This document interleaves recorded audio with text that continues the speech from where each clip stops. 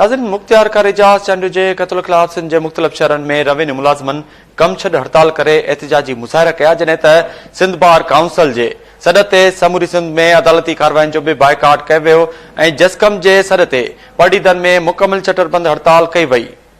शहदादपुर में press club जे अॻियां revenue मुलाज़िमनि मुख्तियार कार ऑफिस ऐं असिस्टेंट कमिश्नर ऑफिस जी तालाबंदी करे एहतिजाजी मुज़ाहिरो कयो आहे।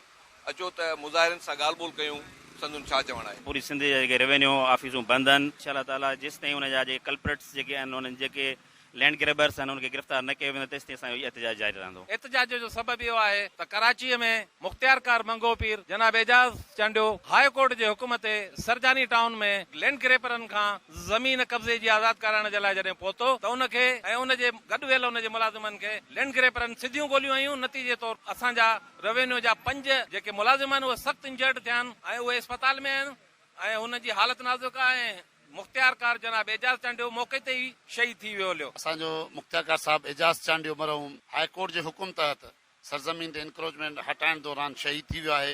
हुनजे क़त्ल सां इंसाफ़ कयो वञे। आला इख्तियारनि खे असांजी गुज़ारिश आहे त असांजे ऑफिसरनि खे मजिस्ट्रेटी पावर ॾिना वञनि त जीअं असांजो ॿियो को ऑफिसर ईअं शहीद बेगुनाह शहीद न थिए। असांजे मुख्तियार कार सां थियल ज़ुल्म जेको आहे ऐं उनखां पोइ उनखे क़त्ल जेको कयो वियो आहे, जेके उन सां शहीद थिया आहिनि ऐं उनखां पोइ जेके ज़ख़्मी थिया आहिनि, उन्हनि सां इंसाफ़ कयो वञे, न त ॿी सूरत में असांजो ही एहतिजाज जो दाइरो वसी कयो वेंदो।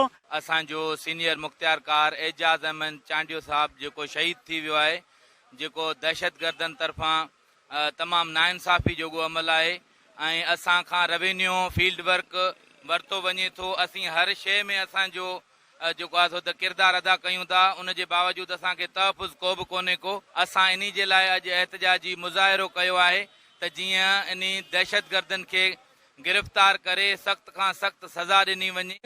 मुज़ाहिरनि जी पाण ॻाल्हि ॿोल ॿुधीसूं।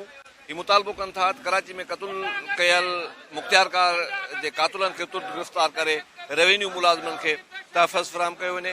कैमरामैन अब्दुल हकीम मंगी सां गॾु शाहिद अली मंगी, KTN न्यूज़ शहदादपुर।